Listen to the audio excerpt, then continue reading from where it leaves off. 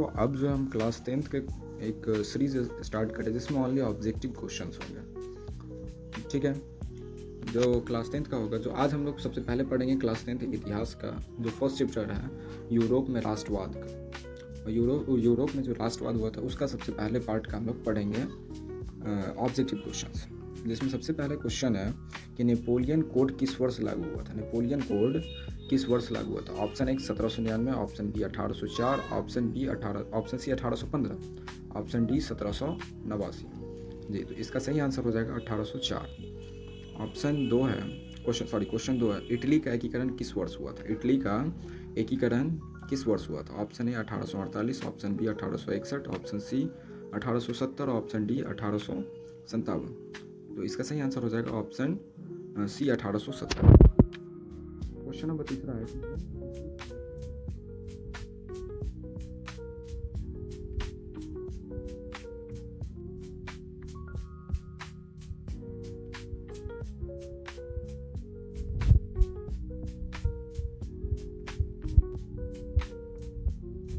कि बाल्कन क्षेत्र किससे संबंधित है? बाल्कन क्षेत्र किससे संबंधित है?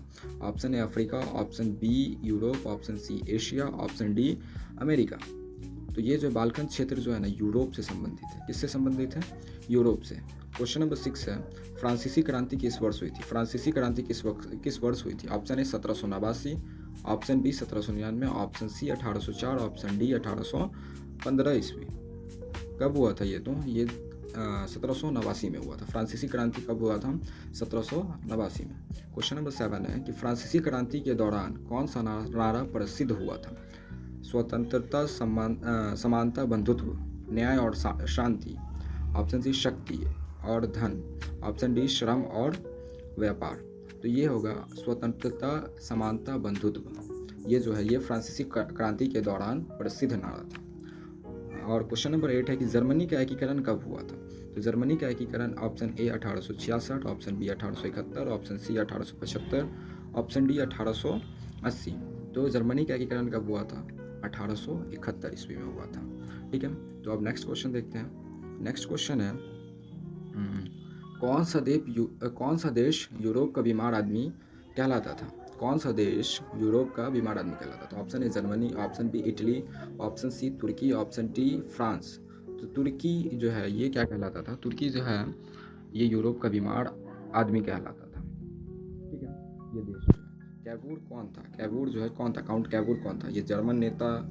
ऑप्शन ए इटली का क्रांतिकारी, ऑप्शन सी इटली का प्रधानमंत्री, ऑप्शन डी फ्रांस का राजा। तो ये कौन था? ये जो था इटली का प्रधानमंत्री था। ठीक है, क्वेश्चन नंबर 11 नेपोलियन ने कहाँ की विजय के बाद खुद को सम्राट घोषित किया? Option A Italy, option B Austria, option C France, option D रूस। तो इन्होंने फ्रांस की विजय के बाद खुद को नेपोलियन जो है खुद को सम्राट घोषित कर लिया था। क्वेश्चन नंबर 12 है कि राष्ट्र का क्या अर्थ होता है? कोई भी देश, लोगों का समूह जो एकता और पहचाना साझा करे। ऑप्शन सी राजा की भूमि, ऑप्शन डी कोई शहर। तो लोगों का समूह जो एकता और पहचान साझा करे, ये होगा। ठीक है, क्वेश्चन नंबर 13 है कि बाल्कन संकट किस युद्ध का कारण बना? बाल्कन संकट किस युद्ध का कारण बना? ऑप्शन ए प्रथम विश्व युद्ध, ऑप्शन बी द्वितीय विश्व युद्ध, ऑप्शन सी अमेरिका का गृह युद्ध, ऑप्शन डी रूसी युद्ध। जी, तो इसका सही आंसर हो जाएगा प्रथम विश्व युद्ध। बाल्कन संकट किस युद्ध का कारण बना? प्रथम विश्व युद्ध का। क्वेश्चन नंबर 14 राष्ट्रवाद की भावना को बढ़ावा किसने दिया? ऑप्शन ए साम्राज्यवाद, ऑप्शन बी उदारवाद, ऑप्शन सी तानाशाही, ऑप्शन डी उपनिवेशवाद।